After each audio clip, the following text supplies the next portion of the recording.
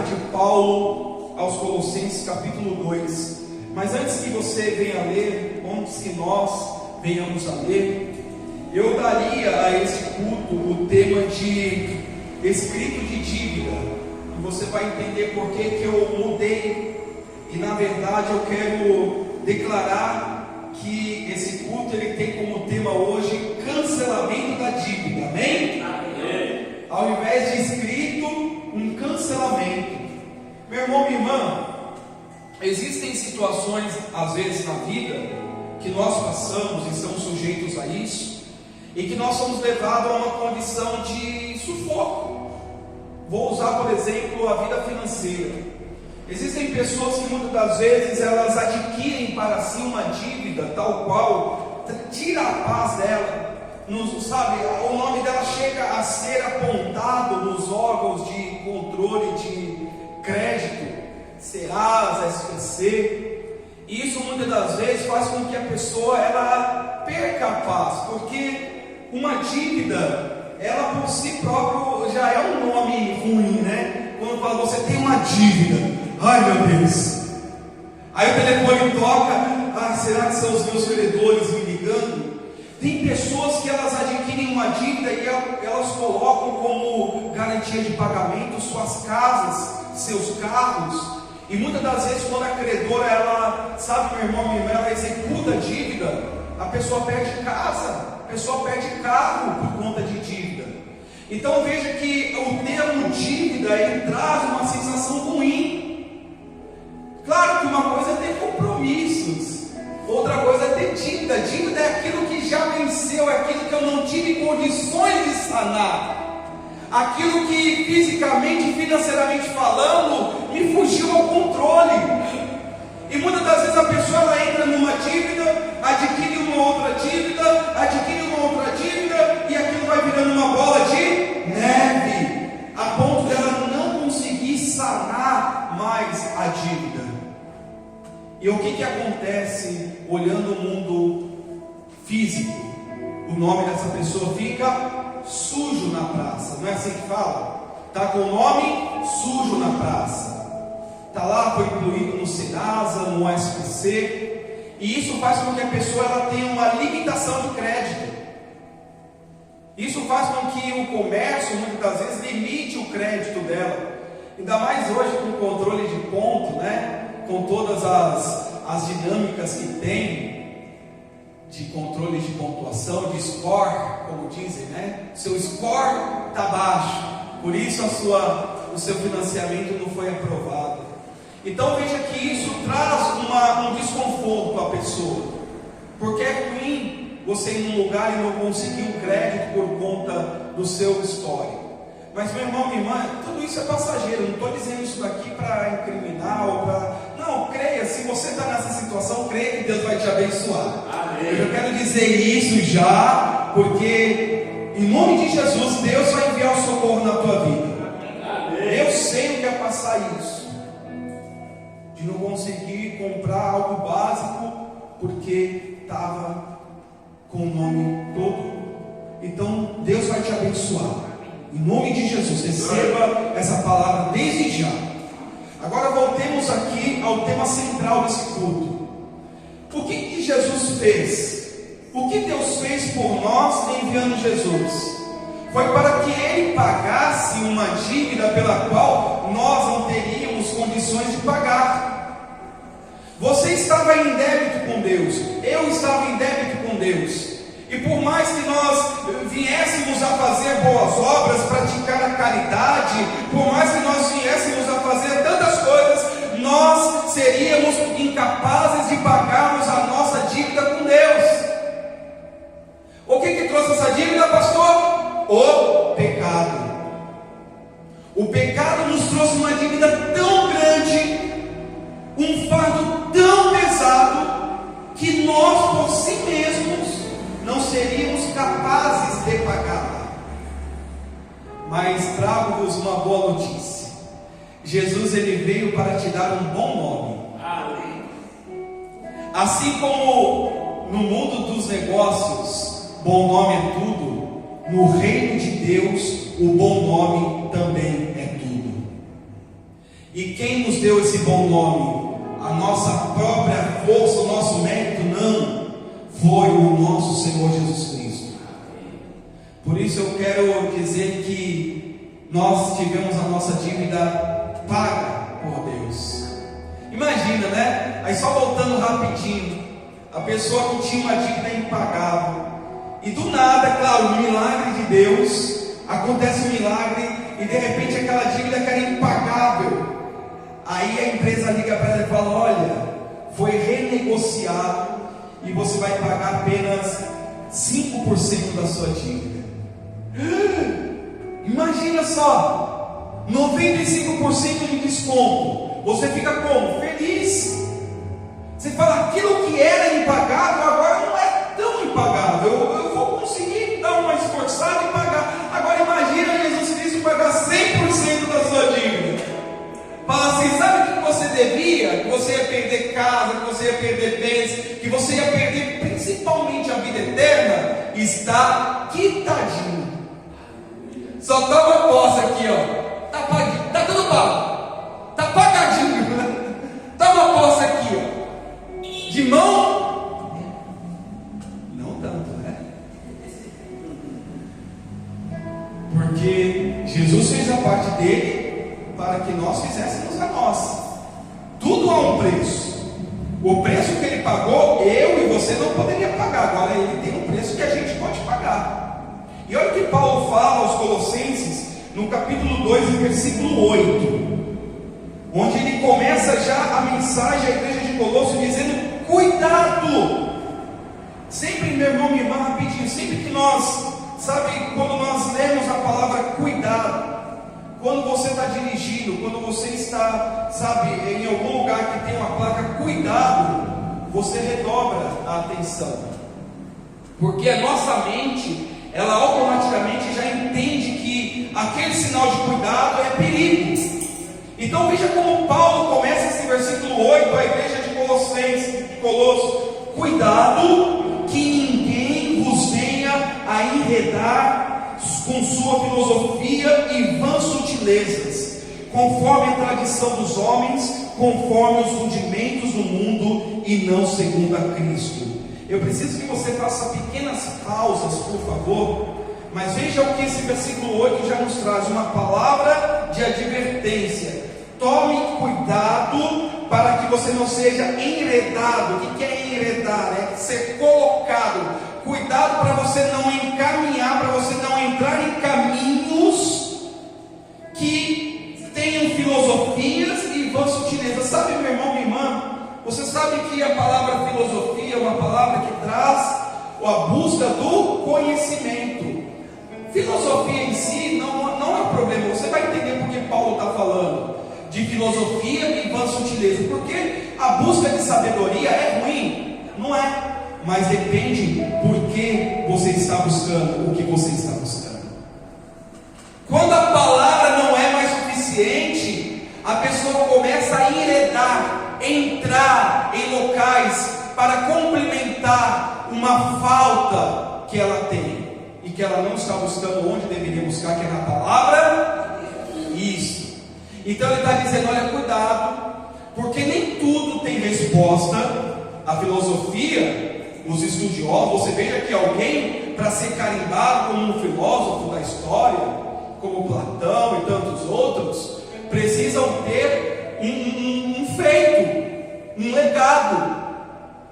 Então ele está dizendo: olha, cuidado com o legado que você está buscando, cuidado naquilo que você está apoiando a sua fé. Porque o problema não é buscar a resposta, o problema é onde buscar a resposta. E hoje nós temos um pool, um leque de lugares para buscar a resposta, sim ou não? E é de todo errado? Pastor, o senhor está fazendo aí apologia à busca de sabedoria? Hoje nós temos a terapia, hoje nós temos os terapeutas, hoje nós temos os psicólogos atuando mais do que nunca, e isso é saudável, isso ajuda. Nós na nossa infância não tivemos isso, essa geração tem, glória a Deus. A nossa psicologia era vara de amora, a nossa terapia ali era cinta de couro. Mas as coisas mudaram, a gente tem que aceitar que as coisas mudaram. Mas a gente não pode querer colocar na filosofia, na busca de sabedoria, na busca de resposta, a nossa confiança, porque a nossa confiança tem que estar em Deus. Aleluia. E aí ele vai dizer, então, essas questões fundamentais, leve ao trono de Deus. Tome cuidado onde você está buscando respostas. E ele completa dizendo, porque são vãs sutilezas. Sabe o que é vã sutileza? É aquilo que você não percebe. Às vezes, meu irmão, minha irmã, são coisas imperceptíveis que nós acabamos entrando e a gente não vai percebendo, e aquilo vai tomando de conta, aquilo vai nos envolvendo, aquilo vai fazendo com que, sabe, a nossa vida seja ligada, fique ligada àquilo, de forma que nós nos tornamos escravos daquilo e não consigamos mais viver sem aquilo. São vãs sutilezas, sutil, devagarinho, dia a dia, uma sementinha aqui, uma regadinha ali, e daqui a pouco a pessoa não está mais confiando em Deus. Mas olha o que ele vai dizer, porque essas vãs sutilezas são tradições de homens que vivem conforme os rudimentos deste mundo e não segundo Cristo. Esse que é o problema. O problema é eu começar a colocar a minha confiança, o meu apoio em sutilezas, em tradições, em filosofias, em estilos de vida que sejam conforme os rudimentos desse mundo e não conforme a cruz de Cristo.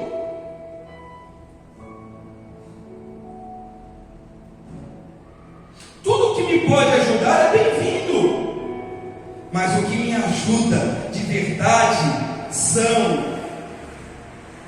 ou é a mensagem da cruz de Cristo.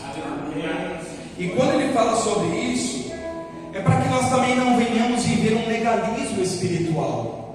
Porque trazendo para a igreja do século 21, nós temos visto um legalismo em plena expansão. Pastor, mas que raio de legalismo é isso? É você dar mais valor às tradições de homens, a ensinamentos humanos, do que ao conceito da palavra de Deus. Sabe quem fazia muito isso? Os fariseus, os saduceus. Eles preferiam aquilo que a lei oral dizia do que o que a palavra de Deus dizia. As tradições estavam sempre à frente da palavra, da fé, da comunhão. É o que ele está dizendo. Vocês tomem cuidado. Vocês tomem cuidado para não desviar o foco, porque daqui a pouco você não está olhando mais para a cruz, você está olhando para outro lugar, que não é mais a cruz de Cristo. Porque quantas vezes a nossa confiança em Deus foi provada? É ou não é? Quantas vezes você passou por provas igual Pedro, ali afundando, e você clamando, Jesus! E você viu o socorro de Deus. Só que, talvez, pelo fato de ter esse leque de opções, hoje muitas pessoas, ao invés de olhar para a cruz e dizer, Jesus me salva, ela está procurando um bote salva-vida. Ela está procurando onde eu posso me apoiar. Será que tem um bote passando por aqui? Será que tem uma embarcação? Será que tem um navio? Será que tem alguma coisa passando por aqui que eu possa me apoiar? Mas antigamente, ela clamava a Jesus. Ela dizia, Senhor, a minha confiança está em Ti, e eu não serei abalado. Por isso que a palavra diz, cuidado, se atente àquilo que você está se agarrando. Cuidado com o legalismo. Quantas pessoas, meu irmão, minha irmã, nós conhecemos e ouvimos falar hoje, que perdem, sabe, muito valor de investimento, porque o guru, porque o coach, porque fulano, porque ciclano falou que ela deveria fazer aquilo, e ela faz e quebra a cara, mas quando diz, obedece a palavra de Deus, ela não quer obedecer.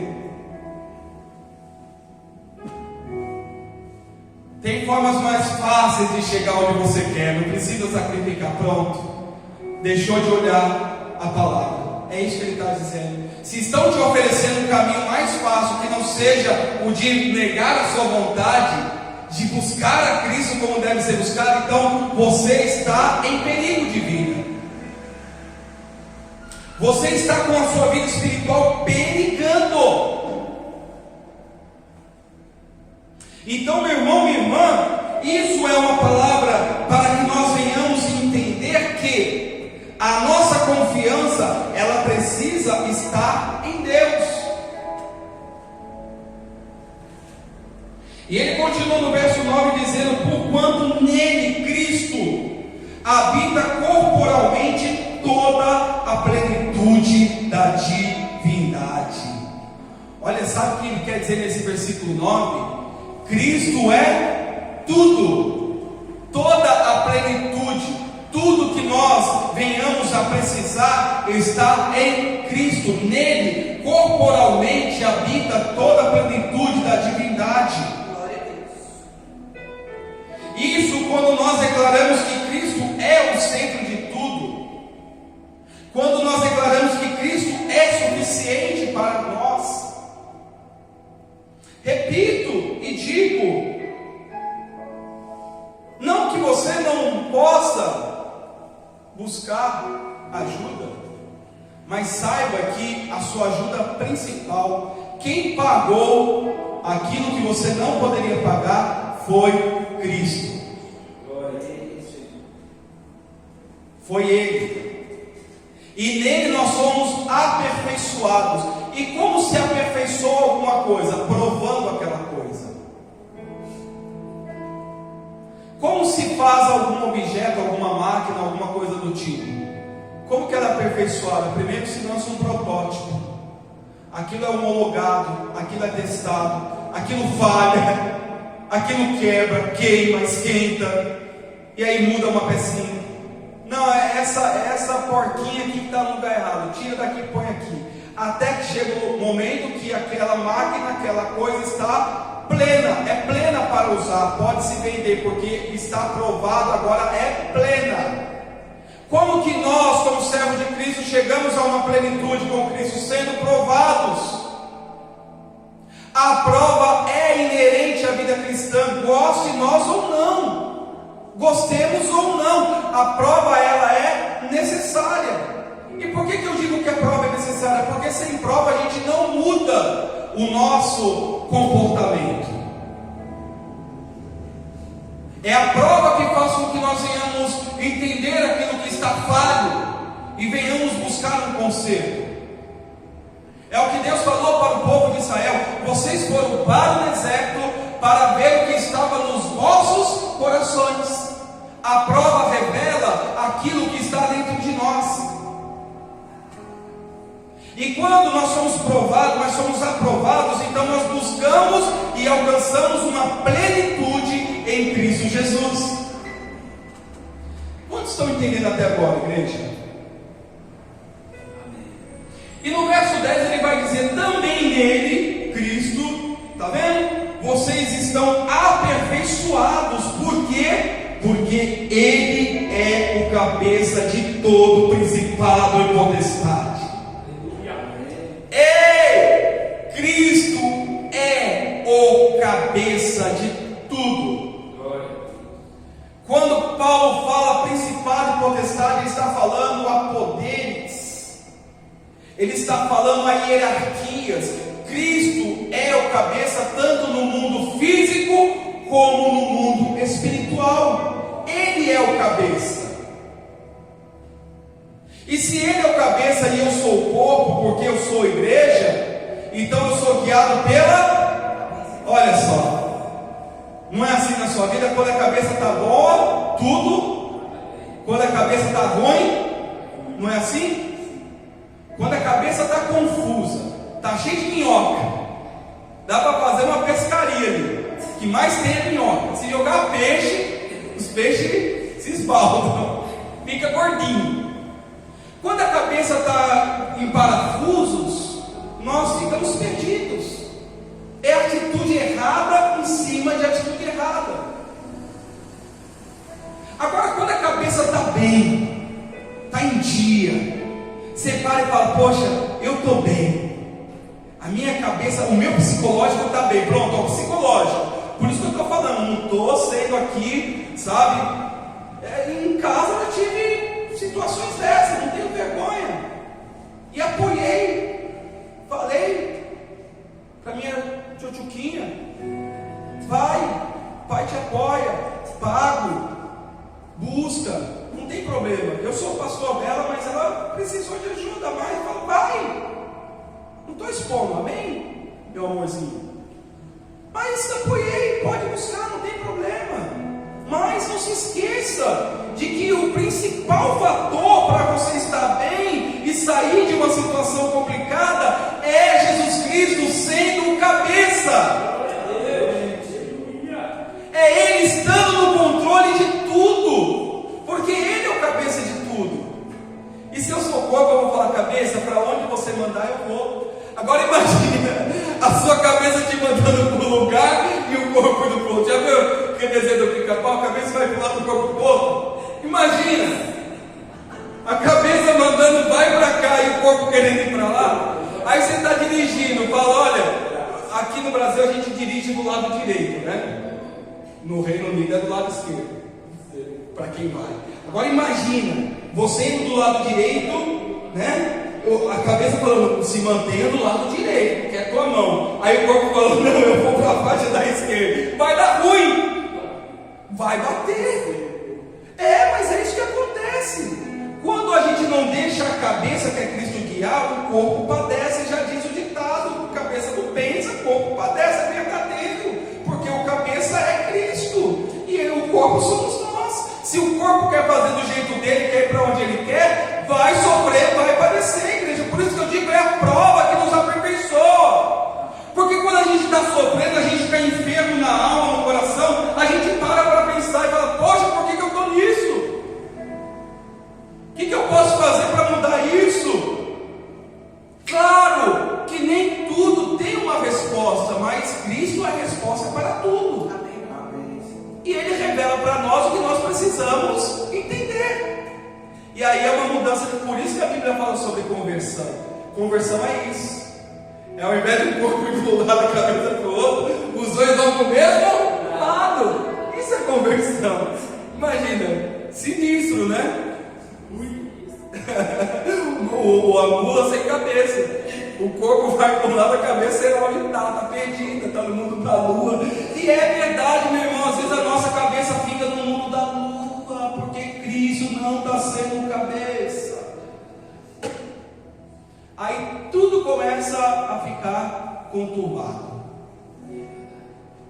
Até o ponto da pessoa falar, quer saber? Não quero mais saber de nada também. Aí é o momento que ela joga tudo pro alto e o diabo faz assim, ó. Nesse momento o diabo está assim, ó. Quando a pessoa joga tudo pro alto, ele faz assim, ó. Conseguiu o que eu queria.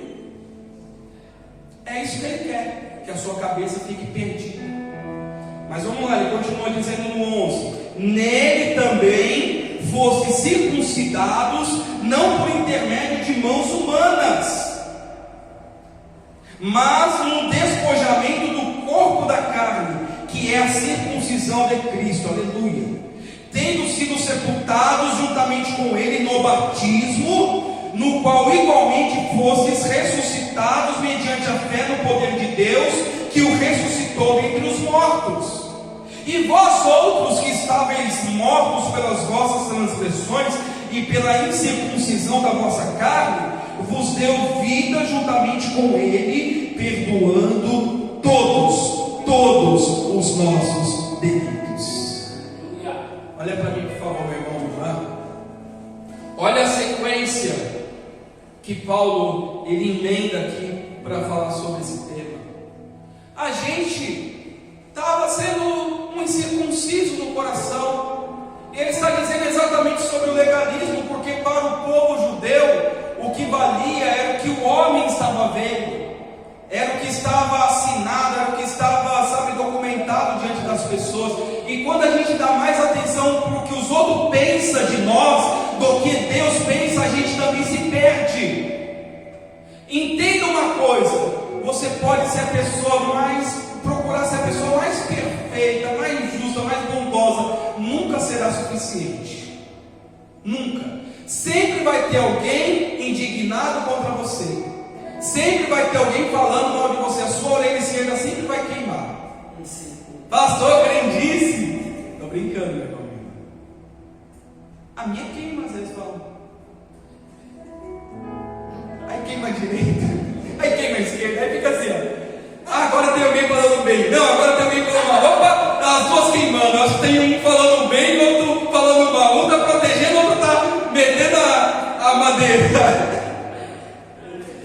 Meu irmão, minha irmã, sempre vai ter gente que critica. Você pode fazer um elogio. Já viu aquelas festas de aniversário?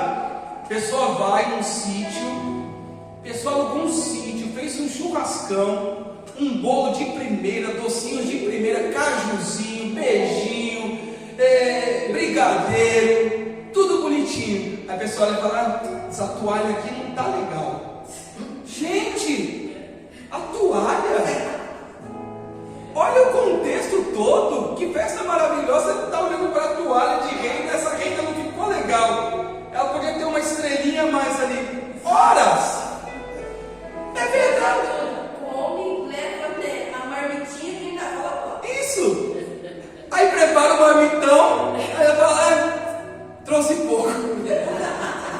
Gente, essa é a verdade. Fazendo uma analogia a isso que Paulo está falando, é isso. Sabe, às vezes a gente dá tanta atenção ao que as pessoas pensam, falam, que a gente esquece que é Cristo que está nos provando e não as pessoas. Você pode ser provado pelo outro, mas não significa dizer que é Cristo te provando. Então ele está dizendo: olha, vocês eram incircuncisos na carne, mas saiba que a sua circuncisão não foi feita por mãos humanas.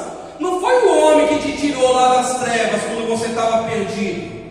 Não foi o homem que te tirou do buraco de lama. Não foi o homem que te tirou do desejo de morte. Foi Cristo. É para Ele que você tem uma dívida. É Ele que você deve. Não é o homem que você deve. Não é a igreja, não é a instituição, não é a igreja que você fazia parte. É Cristo. Ou que você faz parte. É Cristo. Tenho uma gratidão enorme por todos que já cuidaram, que já me ajudaram, que já oraram.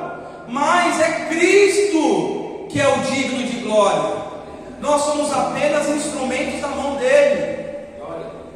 E é o que Paulo está dizendo: vocês foram sepultados pelo batismo. Veja que ele está falando de morte, meu irmão, minha irmã. Aqui ele está falando sobre morte. Morte pelo batismo, morte da carne. Veja que ele está fazendo uma comparação. Assim como Cristo morreu e ressuscitou, vocês pelo batismo morreram também para o corpo de pecado e foram ressuscitados para uma nova vida com Cristo. Ah, meu irmão, minha irmã, então deixa eu falar da toalha, deixa criticar, fazer o que? Quem tem boca fala o que quer. Quando você for criticado, pense o seguinte: Deus está se agradando dessa minha atitude? Tá, então, ponto final.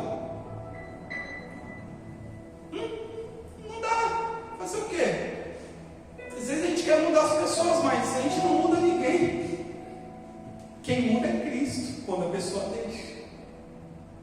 Então ele está dizendo: olha, vocês eram pessoas também legalistas. Vocês eram pessoas legalistas, mas hoje não. Hoje o que vos importa é que Cristo vive em vocês. É que vocês estão sepultados para o mundo.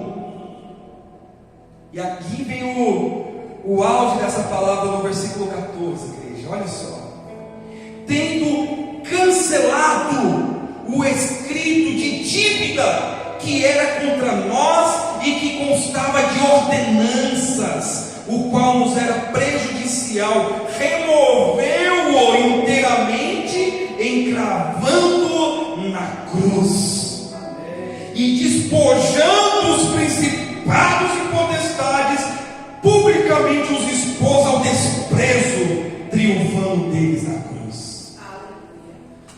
Veja só, triunfalismo. Sabe o que é o triunfalismo? É um termo usado em erroneamente por algumas correntes religiosas. É você dizer que isso que eu acredito, a cruz que eu acredito, ou a religião que eu acredito é superior a todas as demais. Não tem igreja que é assim nem fora. Você está salvo se estiver na minha. Ah, é? Não é o que a Bíblia diz. Quem triunfou não foi a igreja, foi Cristo. Ele sim tem um triunfalismo, porque ele superou tudo e todos. Ele despojou, destronou, arrancou principados e potestades. Glória a Deus. E falou: agora, igreja, venham a mim, porque a sua dívida, o escrito de dívida que ia ser executado pelo seu inimigo, pelo seu credor, quem ia executar a sua dívida? O diabo. O diabo tinha uma dívida dizendo: olha, a raça humana me pertence, eles não têm condições de serem salvos. Deus falou: ah, é? Peraí, eu vou dar um jeito nessa dívida. Lembra da amortização da dívida? Ele pensou: não vou pagar 50, 60, 70, eu vou pagar 100% dessa dívida. E mandou o filho dele para nós.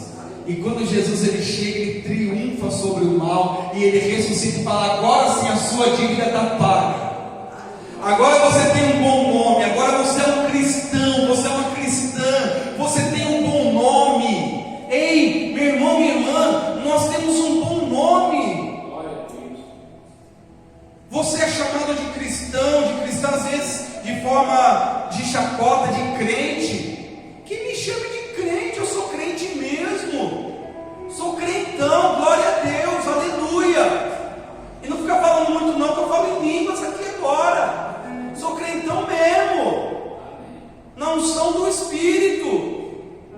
Porque quem pagou a sua dívida e a minha dívida foi Cristo. O diabo apresentou o escrito e falou: está pago, com sangue, selou, com sangue do Calvário. Então, meu irmão, minha irmã, veja que não foi metade. Ele diz: olha, toda a sua dívida, tudo aquilo que era contra nós. Aqui alguns falam, né, que mas foi a lei. Não, Jesus ele não cancelou a lei, ele veio cumprir a lei. E outra, a lei não era prejudicial. O problema da lei era que se você vivia pela lei, você tinha que ser 100% da lei. Quem? Imagina eu e você tendo que viver da lei hoje. Na graça já é evangélica, imagina da lei. Na graça às vezes já é puxado, imagina na lei. Ele falou: olha, a lei foi boa e Jesus Cristo veio cumprir a lei, então ela não era prejudicial, mas agora eu cancelei a dívida de vocês, e isso foi pela graça, que não é de graça. Está aí onde eu queria chegar. Às vezes a gente confunde graça com de graça. Não é porque estou vivendo na graça que eu não preciso pagar o meu preço. De novo, chega um bendito abençoado e chega e fala assim: ó, fulano, estou pagando a sua dívida. Sabe essa dívida que você tinha aqui, ó? Está aqui, ó. Eu estou pagando. O que você vai ter para aquela pessoa? Você vai ter uma gratidão com ela. Você vai falar: poxa vida, você pagou minha dívida. Não sei nem como te pagar. Não precisa não. Mas você vai ter uma dívida com ela.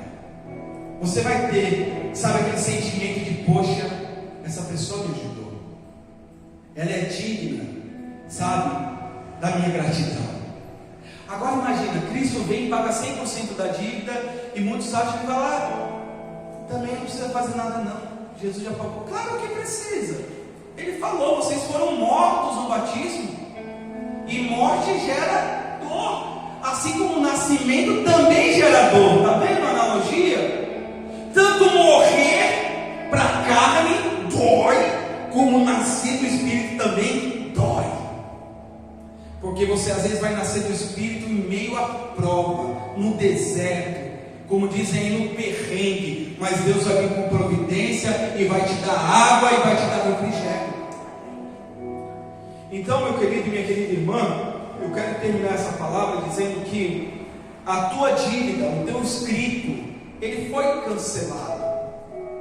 O diabo não pode mais vir e falar: olha, eu estou requerendo essa alma. Ele só pode fazer isso, sabe como? Quando você diz assim: eu não estou mais aceitando a morte de Cristo. Eu sei que esse preço aqui foi pago, mas eu não aceito mais. Aí o diabo pode vir de novo e falar: agora a dívida é em dobro, 7 vezes mais, não é assim? A dívida que era de tanto, agora é 7 vezes pior, porque você rejeitou aquele que pagou a sua dívida. Caso contrário, ele não pode chegar e te acusar, porque é Deus quem te justifica. Diga glória a Deus. Aplauda o nome do Senhor Jesus Cristo. Aplauda Deus vivo. Viva o nome do Senhor. Diga glória ao nome do Senhor. É o Senhor Jesus que pagou a minha e a sua dívida. E hoje que quer que nós, a nossa vida, o nosso coração e a nossa mente, aleluia. Deus seja louvado. Eu me sinto bem com isso. Eu me sinto que você também deve se sentir bem com isso. De saber que Jesus se colocou na frente e falou: ele não tem condição, ela não tem, mas eu tenho. Pronto.